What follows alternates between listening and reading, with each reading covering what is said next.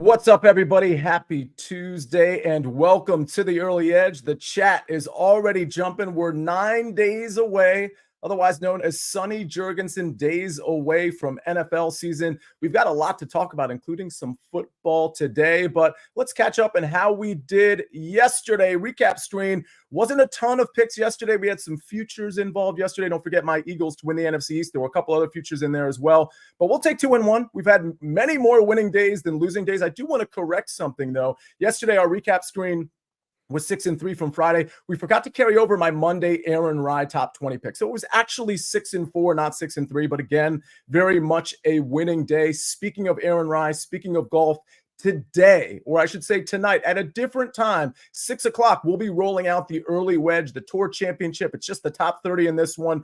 Our best bets. It's me, it's Eric Cohen, it's Patrick McDonald. Again, this is a different time. This is normally at 7 o'clock, but tonight it is at 6 o'clock. So look out for that. And I'm looking out for Ryan Cowder. I know his daughter Emerson had a birthday yesterday. Ladies and gentlemen, let's just go ahead and bring in the stars of the show. Kurt, hello. Moshi, hello. Brad, Farzad, Mark, thanks for being in here. We got Sniper. We got Bucket, speaking of birthdays, coming off his birthday, looking bright and sunny and very much wide awake. Happy to see that. And Mackenzie Brooks, we don't always see you here, so I'm going to start with you. How are you? And what is that? Is that a Phillies hat? Is it just all Philly today? It is a Phillies hat. I'm actually not a complete homer. I have some homer plays. I have some non-homer plays today, but just happy for my Phillies with the OT win. Sorry about Zach's pick not hitting, but I'll still take the W here. Yeah, fair enough. All right, Sniper, we before we get into our picks, and we've got a lot of them. And Kenzie, I think I should say, I think you're going to surprise us with maybe a little football. You got a lot of picks today, which a lot of WNBA. We've got some MLB, but you're going to surprise us with a future in college football, or maybe it'll be surprise to some, not others. Sniper, give me your favorite number 9. Well, come on. I mean, 6-year-old Sniper was going crazy over the punky QB known as McMahon. Jim McMahon, come on. I think I'll stop there with my Super Bowl shuffle references. I guess he could throw the field. Okay, that's the last one. But yes, I was very excited to say my number 9 for today. Jim McMahon, who happens to follow you, Sniper. He follows me as well. So, Jim, if you're following the show, we're Jim McMahon days away from NFL season, but also his birthday was 6 short days ago, turned 65. So happy birthday to Jim McMahon as well. Buckets, do you know who Jim McMahon is? I do. He is I'm not going to lie. Jake told me right before the show. That's the only reason I know. So I'm going to say no, just you can explain who he is to everyone. Fair enough. Well, Super Bowl winning quarterback, Super Bowl 20, of course, a member, the one of the main members of the 1985 Chicago Bears team, which was dominant pretty much on both sides of the ball. That team had Walter Payton in the backfield as well. Some Willie Gault action. We could name names forever. In fact, you've named some names from that team during our countdown. Let's name some bets, though. Buckets, we're going to start with you. You got 2 bets on the pitch. What are they? We're going to be going to the Champions League and the Europa League this afternoon, but we're going to start with the Europa League fixture between Azerbaijani side Karabag taking on Dinamo Zagreb from Croatia. And this is a very fun one because Azerbaijani side Karabag were expected to really give Dinamo Zagreb kind of a big effort in this first match, and they got absolutely dominated. They are now down 3-0 in aggregate scoring, which means if Karabag does not score at least 3 goals in this game, they are out of the competition. They are done so. And when you are down 3 goals, you really only have one choice. And that's go for goals here. Karabag at home is usually a very, very tough team to beat, but they're coming off a couple bad fixtures in a row.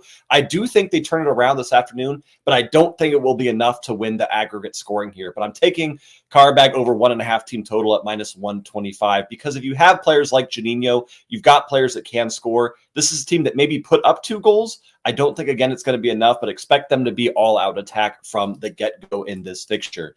Then after that, we're going to a matchup between 2 very big clubs in this competition. We've got Galatasaray from Turkey taking on Young Boys Bern here. And I'm taking kind of a bit of a fun one that I usually do a lot with high-scoring teams like this.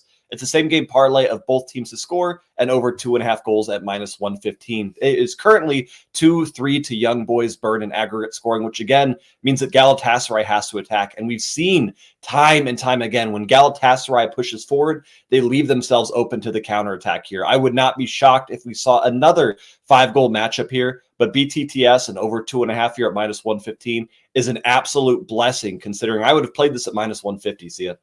All right, we got 2 great bets from Buckets. If you want to make any of these bets, I know where you can go. BetMGM. New BetMGM customers can sign up today and get up to $1,500 in bonus bets. Just place your first wager of at least $10, and you'll receive up to $1,500 instantly if your bet loses with bonus code EDGE. That's bonus code EDGE, EDGE. All right, ladies and gentlemen, we got some questions about college football from Jeff Sternberg. Kenz, I'm going to throw that off of you. But before we get there, and before we listen to a message from our partners, hit the like button. Okay, now for the message from our partners. Saturday is big time on CBS. Number 2 Ohio State welcomes Akron into the Horseshoe. Then more college football in prime time with UCLA taking on Hawaii. Saturday on CBS and streaming on Paramount+. We're back on the Early Edge presented by BetMGM, the sportsbook born in Vegas. Kenz, I got to ask you something. By the way, some more number 9s. I saw Steve McNair was in there, Drew Brees. I believe Joe Burrow is number 9. A lot of really good quarterbacks, which isn't a surprise to anybody. Kenz, there was a question about Kansas State. Can you maybe let us know what that question was and what your answer was?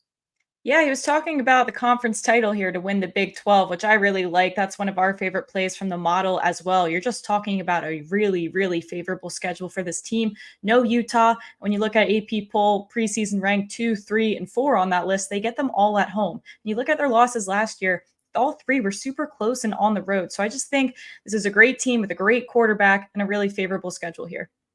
Yeah, I totally agree with that. In fact, Kansas State, we know it was Avery Johnson. We were put on that by Mike McClure in like January or February in terms of the Heisman Trophy, but just Kansas State in general. So that is definitely a team to look out for. Jeff, thank you for that question. All right, Kenz, you got a couple of things for us today, which I love. You've got an MLB pick. I've got one too later in the show for better or for worse, folks. And then you've got a couple of WNBA props. We got a WNBA game tonight at 8:00.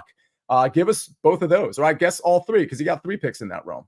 Yeah, you know me, Sia. I'm doing it all. Okay, I got a little bit of everything everywhere. We're gonna start with the MLB here. We're taking the Brewers money line. You can find that around even money -110. We would have set the line as at -150 with the SportsLine model. This is a team that's great on at home versus a team that's not great on the road. The numbers back that up as well. You look at Logan Webb specifically on the road as well. He did play well against Milwaukee specifically, but a really small sample size.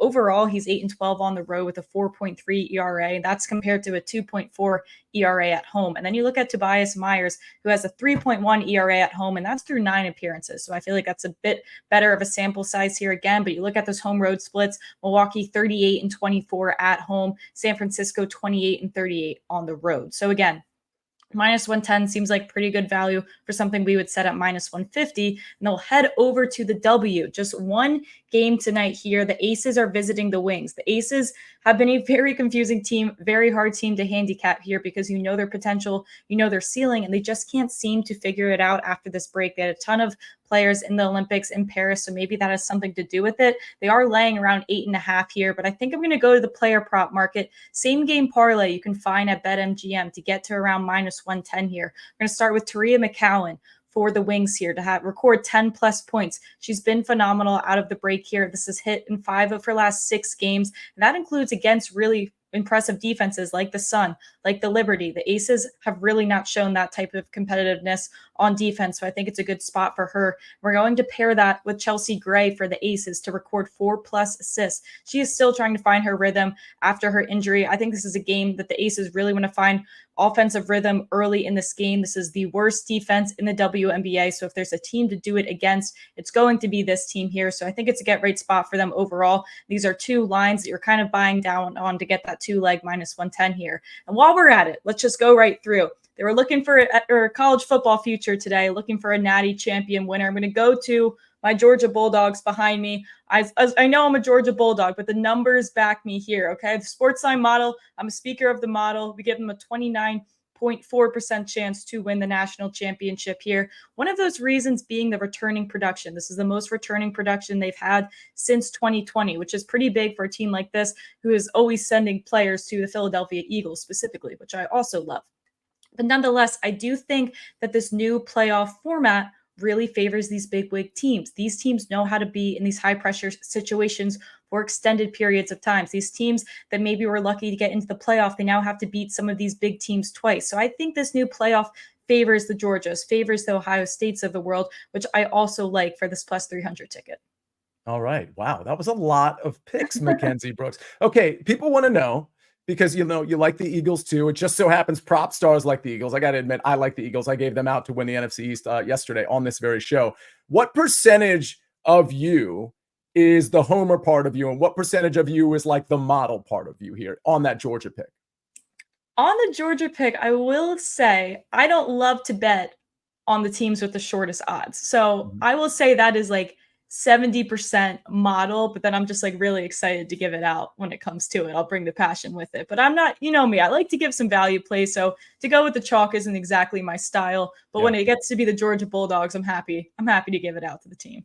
Speaking of the chalk or whatever the SportsLine model is picking, you get all of those picks along with all of the picks from Sniper and Buckets, the articles, the actual picks themselves on a new sort of app, a new platform we have to give out picks, which is just growing and getting better every single day. Eventually, we'll have golf picks on there. If you're in this chat and you're not a part of SportsLine, I'm not sure what you're doing because it's incredibly inexpensive. You get 60% off the annual plan, which for the record wasn't that expensive in the first place, but you get 60% off the annual plan. All you got to do is go to sportsline.com/join. Type in the promo code winners. That's it. You type in the promo code winners, you get 60% off the annual plan. You can also scan that QR code. It'll take you right there. But again, sportsline.com/join. You would have gotten my baseball pick too. I put this about on the site about an hour and a half ago. I don't think the lines moved particularly well because I'm laying it. I'm laying the run line on the Tigers. But here's why. I don't usually like to lay anything on the Tigers, right? But I'm taking the Tigers first 5 -0.5 at -110. I'd play this up to -125. The best odds out there are -110, but most books have this in the -120, -125 range. You got Herter on the mound for Detroit. He's been okay. I mean, he's not a great pitcher by any means, but he's been okay. Against the Yankees, he was actually pretty good. His last outing could have been better, but certainly an average pitcher in my opinion. Certainly an average pitcher compared to Johnny Cueto, 38-year-old Johnny Cueto, who probably, no offense, he's had a great career, but probably doesn't belong in the league at this point. He's had one start. Last time out, 6 days ago against Kansas City? If you look at the numbers, just the raw numbers, it doesn't look horrible. It wasn't great, but it doesn't look horrible. But you look at the expected numbers, the whiff rate, the hard hit percentage, like he got pretty lucky. And I think what we're going to see against Detroit, a team that's been hitting over the last 4 games in particular, I should say even more than that, the last handful of games in particular, this team is getting at least a little hot against the bats. And even if you think, oh, well, that was against the White Sox, against bad teams, well, Johnny Cueto. So, I mean, I think he fits really nicely into that mold of what the Tigers are doing against bad pitching. So give me the Tigers first 5, not money line because it's kind of too expensive, -0.5 at -110. Again, I'd play that up to -125. Herter going against Cueto, who I do think is going to get touched up quite a bit. All right, Sniper. That's my MLB pick, but let's be honest. People want to hear your MLB picks a little bit more than mine. So you've got 2 for us. What are they? Yeah, I'm gonna ride the wave with the Royals here. Look, the Royals won a doubleheader in Cleveland yesterday. They're now only 1 game back in the AL Central, and this one jumped out at me with a +120. I know the Guardians have been a really great team at home this season, but they're not a good team right now. They're 24-31 since June 25th, and that's a pretty decent sized sample. It's not just a little cold streak. Meanwhile, the Royals are 22-13 since the All-Star break, one of the better teams in baseball since then. Bobby Witt Jr. with the clutch home run yesterday. They've got the wily veteran Sal Perez going deep twice in the nightcap. On the mound for the Guardians, Gavin Williams, he's 0-4 with an 8.66 ERA at home. And he was bad in his last 2 road starts, so he's been bad for a little bit here. Michael Lorenzen on the mound for the Royals, 1.99 ERA since they acquired him. It's only 4 starts, but he's looked way better since they grabbed him. I love the plus money here. Also, somebody asked about the Yankees run line in the chat. Yeah, I'm on that one. It's Patrick Corbin Day, 5.01 ERA at home. We don't need to beat the dead horse here. But righties hit 322 with a 528 slugging against Patrick Corbin. Do the Yankees have a big right-handed hitter? I can't remember right now. I feel like they probably have a right-handed hitter who does damage. Yeah, anyway, Garrett Cole's on the mound for the Yankees, 1.17 ERA in his last 4. He had a weird outing last time against the Guardians, 5 walks and 2 strikeouts, but he didn't allow any runs in 6 innings. He only gave up 1 hit, and the Nationals are a worse offense than the Guardians. So this is probably a very good spot. Look, the Yankees are a much better team. They're going well right now. They got good contributions from everybody except Judge and Soto yesterday. So Judge and Soto might be primed for a big game in this one. And I wanted to address one thing I saw in the chat where somebody must have been tired of Rick Funkin and I talking about the Bears and said the Bears are going to underachieve. They're going to win 6 games max. They won 7 last year. They're better this season. They have a better quarterback. They have an easier schedule. The defense is from the start much better because it got way better after the Montez Sweat acquisition. Mm-hmm. But I'm not here to start no trouble. I'm just here to do the Super Bowl shuffle. Oh, that was just brilliant. Thank you so much for that. Here's the thing. I did a Matt, I don't know why I called you Matt. I don't think I've ever called you Matt. I did a Bears total win total yesterday. It's on the SportsLine, probably on the TikTok account, but certainly on the IG account as well. I got them to 9 wins. So, I mean, I think 7 to 9, probably 8 to 9, 8 to 10 is probably the wheelhouse. I've been working up to the 10 or 11 range when I do it on my own. But again, that's homer. That's not betting. That's just being a homer. It's possible when you look at their schedule. I mean, there's very winnable games that I had losses for them. They could absolutely win. So, Ken's, your thoughts on the Bears? I mean, I don't know if you've done a win total on them, but I mean, it does seem like they're a pretty solid team across the board. The problem is they're in a really tough division. I think Minnesota's probably kind of bad, but I mean, Detroit, Green Bay, it's a wild card or nothing for the Bears. But do you see them etching out like 10 wins here? It's so hard. I'm like you guys, and I look in the model too. It's like there's so many coin flip games that we could have them winning, could have them losing here. And a lot of it comes down to this weather. So I do lean to the under. If you look at the second half of their schedule, they're dealing with 2 of 3 factors. Either A, just the weather being terrible, B, an objectively awesome defense, or C, a division rival. Like every single game has 2 of those 3, if not all 3. So that's my glass half empty situation. Glass half full is Caleb Williams.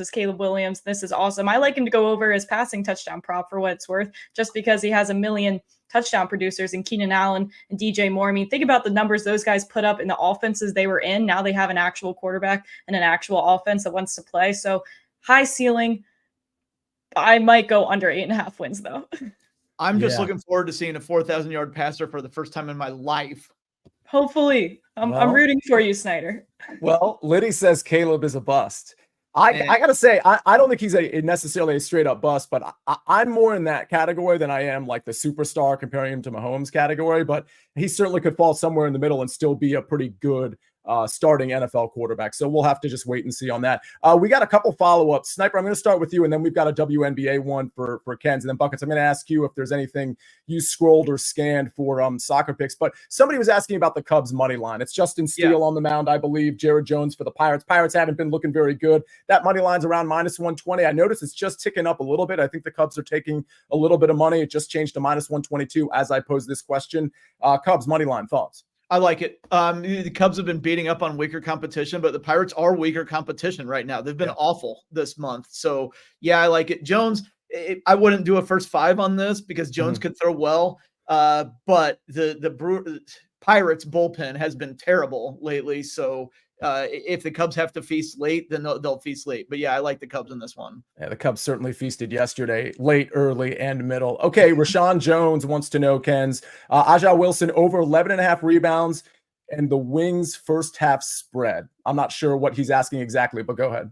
Yeah, so the Wings historically are I'd say no. The Aces are historically a pretty bad first quarter, first half team, and I think they eventually figure it out. So if there was a way to play the Wings and you wanted to side with the Wings, I would put it in that first quarter or that first half.